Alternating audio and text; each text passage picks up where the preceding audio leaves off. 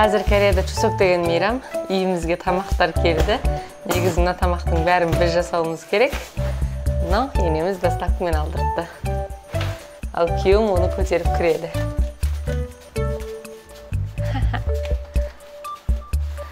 Міне, бүгінгі бейнерзваның тақырыбын көріп тұрғандарыңыздай, кәріс күйеуімнің маған ұнамайтын жақтары деп айттым ғой. Бірақ әрине қазақ жігітпен өмір сүріп көрмегендіктен, мен ол қазақтың мынандай екенін екеуін салыстырып айта алмаймын.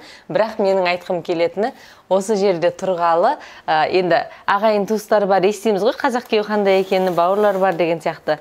Ал енді мен кәріс күйеуде тұрған кездегі ұнамайтын жақтары деп айтатын біреу болатын болса, менің ғана емес бүкіл кәріс қыздарының ұнатпайтыны, ол әрине жылына 2 рет болатын мейрамдары, дәл бүгінгі мейрам сияқты. Дәл осындай мейрамдарда кәріс қыздарының өздері де келіндік қызмет атқарғысы келмейді. Неге? Себебі бұл жақта қазақтар сияқты емес, яғни тамақ жасаған кезде бізде, білмеймін, маған солай көрінеді ме, біздің тамақтар оңай-оңай тез жасалынатын сияқты болады. Ал бұларда тамақтары деген өте ұзақ жасалынады. Ұзақ болған кезде көп жасалынады және түр-түрімен жасалынады. Сол үшін кәрістің қыздары да осы тұрмысқа шыққан кезде ойбай жаңа Чусок сойлар деген мейрамдары бар кезде күйеулерімен ұрысып қалып жатады, біткеннен кейін күйеулері деген әйелдеріне жақсы қарап сөйтіп жатады. Бұлардың тамақ жасаған кезде көрсеңіз, енді бір салаттың өзі бірнеше шөп шаламнан жасалынады.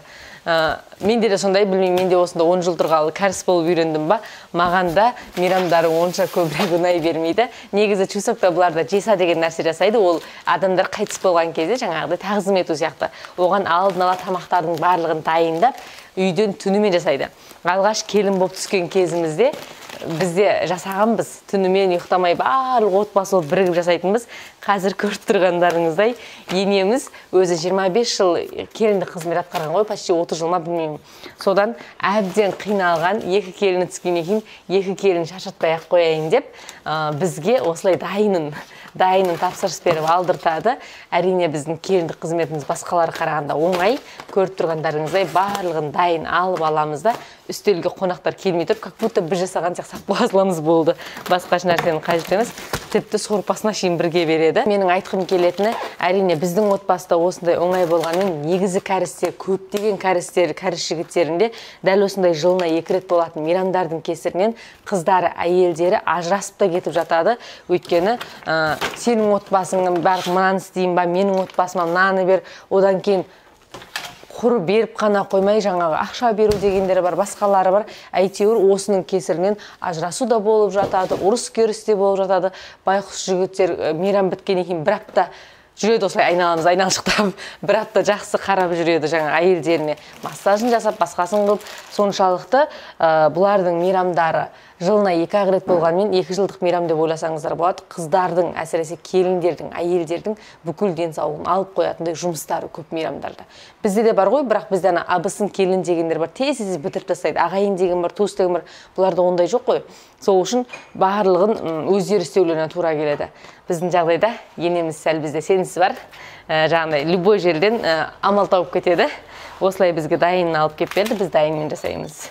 Бұл бірінші жағы әрине. Әрине, кәріс жігітпен тұрудың ең маған қатты ұнамайтыны болғанда, жақпайтыны, ол ең менің негізгі бүгінгі бейнерзвада айтқым келетіні достарының жоқтығы. Жоқ, неге кәрістердің барлығында емес, менің күйеуімде шығар деп ойлаймын, достарының жоқтығы және ешкіммен бұлай қатты етене араласпауы. Білмеймін неге екенін, біздің күйеуіміз енді жаңағы басқа қалада, Тегу қаласында тұрады да, өзіміздің қазір тұрып жатқан жағымыз мүлде басқа, Инчон қаласы. Сондықтан араласу, жақындарымен араласу деген, достарымен араласу деген мүлде жоқ. Білмеймін, екеуміз тұрғалы, тек екеуміз ғана тұрып жатырмыз, араласып жатқан, барып жатқан адамдар жоқшы. Соны қарап тұрып айтам да, расында да кәріс күйеуімнің, барлық кәрістер сондай ма білмеймін, бірақ енді бұлар көбінесе жұмыс басты келеді. Өздерінің жұмысы бойынша адамдармен, коллективтермен араласқанымен, достарымен, жаңағы 2 дос болып, әйел бала шағасымен қыдыру, ары беру, шығу деген мүлде жоқ. Біздің, білмеймін, қазақтарда көп қой, құрдас келіншектер бір-бірімен дос болып алады. Сондай ғой, бұл жақта ондай мүлде жоқ. Маған менің ішім пыстыратын сол нәрсе мысалға. Менде араласқым келеді, барып құрдастар мадасың басқалың өт. Менің жолдасым ондай достары да, құрдастары да жоқ. Бәрі алыста тұрғандықтан онша бір-бірімен араласа бермейді. Соны көрген кезде қазақтардың айналайын деп қаласың, кейде бір жағынан құрдас келіншектермен араласып, сырласып барып, гәп ойнап, гәп демекші. Гәп ойнамайды бұл жақта. Гәптің не екен? Баяғыда осыдан 30-40 жыл бұрын гәп деген нәрсе болған екен да. Ал қазір мүлде ондай жоқ, және гәп мүлде ойнамайды. Сондықтан кейде енді туысқандарымыз, қасыстарым, группастарым біз гәп беріп жатырмыз, құрдастардың гәп болып жатыр десе, арасында көзім бұзылатын кездер болған менің қазір. Өйткені ондай жоқ бұл жақта. Бұл жақта шынымен өзіңмен өзің өмір сүресің. Сен тимесең, мен тиме, батырақ көз. Солай өмір сүресің да. Өзі балаларымның бір-екі ата-анасы, одан кейін жаңағы келінім, жолдасым, ата-енем бұл басқа ешкім емес. Соны кейде жолдасым айтамын, сіздің неге таныстарыңыз жоқ, неге ешкіммен араласпайсыз? Менің араласқым келеді мысалға деп айтамын. Сөйтсем, араласқан біріншіден уақыт, екіншіден лишний раз проблема не қыласың деп сөйтіп күліп қояды да. Ал менің кейде араласқым келетін кездер болады. Оны мен мойындаймын мысалға. Бәрібір қазақтың қаны бар ғой бізде. Одан бөлек үйге туысқандар келу керек қой. Бұларда қазір мысалға мейрам болып жатыр. Туысқан келу керек, басқа болу керек. Жоқ, ешкім келмейді. Біздің үйде негізінде өзі қайнатамыздың інісі, қарындасы бар, біз ғана. Олардың ешқайсысы бүгін басқа да жұмыстармен, үйде басқа да қонақ күтетінмен ешқайсысы келмейді. Біз өзіміз ғана және үлкен апамыз келеді, болды, әжеміз келеді. Андай бізде бір қонақ күтеміз десек 50-60-тан аса адамдар қонақ болып келеді ғой. Ал бұл жақта қазір біз дәу атамыздың қайтыс болғанына енді әйтеуір сондай ырымын жасап жатыр ғой. Бірақ өзіміз ғана, ешкім жоқ. Қонақ келмеулері былай тұрсын, көрушілермен араласпайды.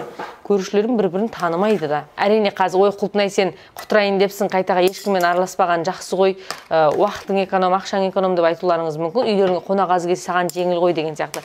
Ондай жағы бар ғой, бәріп қазақтың қаны бар менде. Мен үйге қонақ көп келген жақсы көрем.